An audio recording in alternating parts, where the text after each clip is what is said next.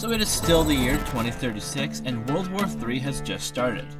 But you'll notice something. This isn't a map of Earth. And that is because these are the colonies on Mars of the Earth countries. We see the map here of all the countries that have colonized Mars, but this is a map of the colonies. And this is where most of the war will be taking place, as North Korea has just nuked the United States over a little trade dispute over this line on the map. So, kind of pathetic, but they do it anyways, and you'll see there's a green dot on their capital. In the last episode, we also saw Russia finally colonize as they finished up in Ukraine, but they're probably going right back to war right now. We also saw Scotland break away from the United Kingdom. They're not, like, at war with the UK, they're just... And so you'll see Scotland here on this map. I don't have them filled in with their official borders and that, just kind of colored in. If you didn't watch the last episode for the explanation, just go watch it, because I'm not going to explain it here. Just know that they're breaking away from the UK. They're still joining this war on the side of NATO, of course, and the EU. So yeah, before we get into this fighting, make sure you subscribe to the channel. We're trying to get to 5,000 subscribers by the end of the summer. And if we get to 5,000 subscribers by the end of June, I might do a face reveal. So make sure you subscribe. But it's not certain, so just so you know. Also, if you enjoyed the video, give it a like. You don't have to like it, I just hope you do. But yeah, let's get right started with this war, because this is going to be a long one. Potentially multiple episodes, and it probably will be.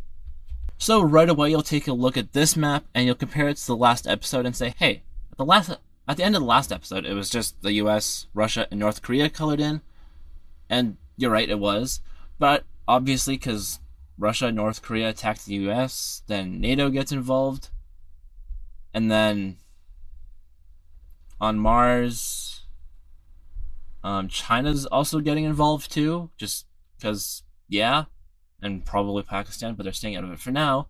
But we also saw Japan and China gearing up for war as they both expanded into this huge area here and built a ton of military bases. That's what the black dots are. And they didn't build any major settlements, as only for the Japanese. Right here, these crossroads here for the trade routes, that would be a very beneficial spot to build a settlement. But they didn't, because they're planning to blow up this whole area to, well, for the war, which is kind of stupid. But they're doing that. The whole reason for that is because Taiwan joined Japan's colonizing, I'm just going to call it an alliance, a group. Because, like, it's Japan colonizing, they colonized, but then South Korea joined them, and then Taiwan, and then the Philippines. And obviously China is mad about that. But anyway, China will join on the side of the red team. And now we move down to the Middle East, where Iran will join the red team, and so will Palestine. And now why is that? Well, obviously, it's just Israel. We all know what's happening right now. If a larger war started, it would definitely be a good part of it, because then the US would just send aid to Israel. There isn't really going to be a whole bunch of, like, conflict here anyways. It's just going to be missiles, because that's really all modern warfare is. But that's boring, and so we're going to be focusing more on conventional stuff, because, I mean, colors on a map, who doesn't want to watch that? But this series is more so about Mars and colonizing Mars. We might start on the moon soon too, so make sure you keep watching. And, well, to start with the fighting, well, there isn't really going to be fighting. North Korea is just going to expand their troops out to the US border and immediately cross over their border and start taking over major military bases. They're also going to begin to expand southwards to this US military colony. China will do the same and actually reach the colony before North Korea can, and then begin their own invasion of the colony, almost taking over a major city. Now you might be wondering, why is the US being beat so badly? And, well, it's the US, of course, and the main rival, or the main hater, is, well, Russia probably, but China and North Korea are right there too, so tell me I'm wrong if you want in the comments. But the US basically just sends out all of their military to here to start invading the smaller Russian colony, and they actually take over a major city, the first one to be taken. That's something to note. But if we go up to military bases, the US actually builds a ton out in this area, just west of Olympus Mons, which is their main colony. I'm actually, like, done school and all that now, guys. So if you guys wanted me to do some live streams, we can fill in different layers on this map. I don't know if you guys watch ADIS Pro and the Wicso series, but we can do some similar stuff that he does over there with this map. We can add different provinces or regions to the colonies. We can add other stuff that yeah. But let me know if you want that, because, I mean, I'd be down for that. We could do some live streams and do it all together. But yeah, the US builds a ton of military bases up here, and they're going to have to move some more down here. China also built a lot more in this region. But back to the conventional fighting, Japan makes the first move over here as they're more ready to fight. Mostly this is the Taiwanese here, but it's also the other people. But they will begin to invade China and take over a majority of their military bases in the region. China also begins to send missiles over to Japan and the EU, as well as the UK, which that is of course what brings the EU into this war on this map. And so right away back on Earth, Russia will begin to move back into Ukraine, into this land they once occupied, and they're actually going to make a lot of progress right away, which is probably going to be surprising to a lot of you. But yeah, but it really does not last long, as the rest of NATO forces are actually fighting, and they push Russia right back out of northern Ukraine, just kind of into the eastern regions, kind of how they are modern day in 2025. But they also take over Kaliningrad with heavy casualties. And then they begin to push into Belarus, their recently annexed puppet state, you could say. But recently annexed state. And now I'm actually going to go and turn on some of my other layers. So there's my capital cities, and there's my rivers. It's not just capital cities, just major cities in general. But NATO actually takes over Minsk, which is a huge blow to Russia and the Russian military. Finland also starts a campaign towards St. Petersburg. The large group of Russians stop this and ultimately begin to push them back. Back out east, this is mainly going to be a battle of navies, mostly because most of the countries here are islands. And so there isn't really going to be a ton of conventional fighting, except for over here in Korea, where North Korea will actually push over with the help of China and Russia, obviously, and take Seoul quite quickly, as they begin to kind of see a repeat of the Korean War, which is obviously not a good thing for South Korea. I think North Korea has over 1 million troops or personnel. China has like 6 million or something, and Russia again has a couple 100,000, maybe 1 million. But I was really surprised to find out how many active personnel and even reserves North Korea has, how large their military is. But just because it's large doesn't mean it's capable. South Korea's technology is far more superior to North Korea's, and with the aid of Japan and the United States, along with other NATO countries, they're going to be able to push back, fully liberating themselves, and then push over into North Korea. Now, obviously, this was a very casualty-heavy campaign, but it was successful. North Korea would probably launch a couple nukes here, but we'll wait until their capital is more in danger. Right now, Kim Jong-un is actually fleeing to Beijing. Not publicly, though, but just some lore. Anyways, back to Mars, the exciting stuff. The US will finally fully kick out the North Koreans from their main colony, the Valles Marineris colony, and then push back against them, mostly targeting their capital city, almost taking them over, but also moving through this region, taking over any nuclear facilities they have and their other military bases. Back down here, China actually almost fully takes over this colony, and the US is basically forced to completely ditch this colony and send most of the troops back up this trade route, as China captures the last bit of territory held by the United States. Back east, the EU will actually move forces into this region here, and will take it all over, and then cross over the border into Chinese territory. Eventually, they capture this research facility and find out that China was actually developing biological weapons on Mars instead of on Earth, which is interesting, and that's going to get a lot of backlash from the international community. But now we officially see Pakistan and India join this war in hopes of, destroying each other. India is on the side of the West, Pakistan's on China's side. And we see India making the first move, basically just expanding their whole colony, but pushing over to Pakistan and then just invading their colony. They're also bombing the heck out of each other. Like, Mars is basically in ruins right now. Back over here to this American incursion into Russia, which is also Canadians and French, because they're just coming from here. Well, it's going pretty good for the US. They're pretty much steamrolling Russia. This is a new colony, and so they're not going to be as capable as, say, China or the US or Japan, who are the first ones here. And actually, the US comes dangerously close to capturing Russia's capital. They actually capture this major city and another military base, as they're now looks like they're trying to encircle their capital, as they now take another major city. We see the UK recognize the independence of Scotland, who will remain in this war, but we can now go and just draw a border for them. We'll draw it right there. I don't know where the actual border of Scotland is, it's just that looks like a good border, so don't yell at me about that. You go draw it in here too. I'll just give this land back to the UK, I guess.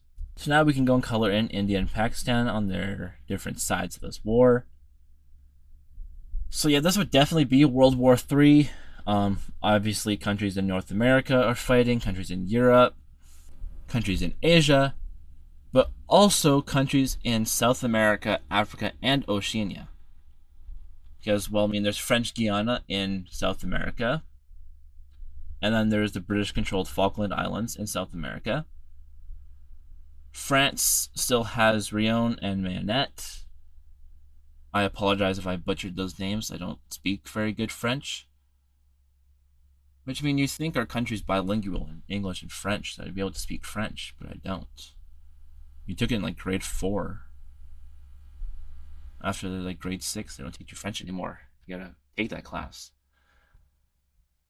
Anyways, in Oceania, there's also French Caledonia, or New Caledonia, which is controlled by the French. And France also has this island in, like, Antarctica, so technically all 7 continents are at war. Apparently this is part of Antarctica. I don't understand why, because it's, like, way over there. Anyways, back up here to Europe, where we're going to talk about a couple of these countries. So Switzerland obviously is going to be neutral. Moldova is probably leaning Western, but they're neutral. Bosnia and Herzegovina, I can't pronounce the last part, it's really weird. They're probably leaning Western, but they're going to stay neutral because of all the Serbs living over here. And Serbia, I mean, while they have decent relations with some of these blue countries, I colored Kosovo blue. That's because they want to affirm their independence from Serbia. And, I mean, don't they use the euro, right? But they basically just want to be as Western and EU as possible, at least in this scenario. Don't quote me that on real life. But I know in real life they are very good and very close with Albania. And so they're going to be friends with them there. And so, strictly off the Kosovo thing, Serbia supports Russia. But the thing is, they're surrounded by blue countries, and if they were to join the war, they would get absolutely steamrolled.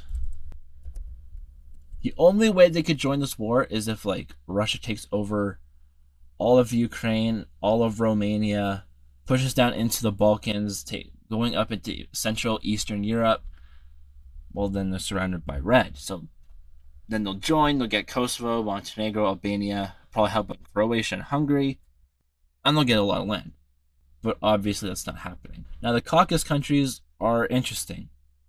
Azerbaijan is a good friend of Turkey, and I don't know what their relations are with Iran.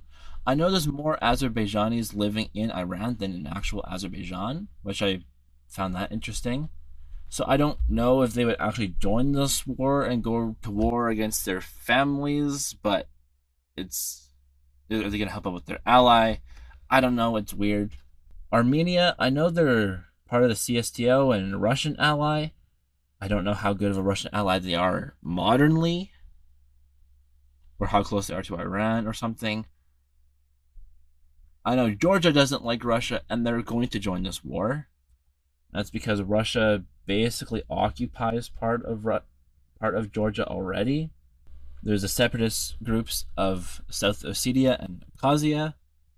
Those are patrolled by Russian troops, I believe. So that's going to be that for now. Back down to the Middle East. Well, I mean, Israel already occupies all of this, right? And they occupy a bit of land in Lebanon and Syria, I believe. Doesn't Turkey occupy some like this here too? And even Northern Cyprus, which is on their team because it's in the EU. Or is it? I think so. I don't know, I have them colored in. I actually don't know how the Middle East would respond to an Israel-Iran war. I have to do some research on that because they're basically at war right now, like modernly. I know a lot of these countries have affirmed Iran's right to defend themselves because Israel bombed them to prevent them from getting nukes, but then they bombed back. It's a whole thing. We're not talking about that right now because we're focused on Mars. Yeah, basically that's what's happening here. India's going to start pushing over into Pakistan. I'm not going to cover this here too much. I made a whole video a couple weeks ago when India and Pakistan were bombing each other. And that whole conflict started, so go watch that video. Anyway, back over here to Mars. We're going to have Canada expand their colony. Mostly just kind of along these trade routes. Canada isn't extremely invested in this war. They're obviously helping out their allies, but they're just trying to build up their colony right now. And that's why they're going to build a couple more cities. Really just on the trade routes. But also one kind of just up there. But they also have to build more military bases if they're wanting to even have a military presence on Mars and be able to participate in this war. Because right now they're mainly just helping out on Earth. They're really just helping out in Belarus and Ukraine, also here in Korea. But they kind of have to help out the US with Russia and China, but they only have one military base. And so they're going to build a couple others down here and over here where it's a little bit warmer. Also, leave your predictions for this war down below. Who do you think is going to win? Peace treaties, stuff like that. But yeah, I've been recording for half an hour. This is taking a very long time. And so next episode will be probably the conclusion to this war. And then the episode after that will probably be the peace treaty for the war. But yeah, so that's going to do it for today's video. If you enjoyed it, leave a like on it and subscribe to the channel if you're new. All the support is greatly appreciated as we try to reach our goal of 5,000 subscribers. Again, if we can get to 5K, I might do a face reveal, but it's not guaranteed. So just please subscribe, it helps me out. Not that you guys necessarily care about that, but I care about that, and yeah. So leave your other comments or suggestions below. I love reading through your comments. And yes, I do read them all, and that's mostly because there's not that many. So if you want to overwhelm me with comments and maybe not get yours responded to, then comment down below. Otherwise, I'll just see you next week. I need to start planning my summer videos. So I'm going to be recording those over the next couple of weeks to publish out over the next couple of weeks too. So leave your suggestions below. They can be mapping, they can be non-mapping. I don't really care. I do lots of videos, so whatever you want me to make, then I'll make it. So yeah, thanks for watching, and I'll see you in the next video.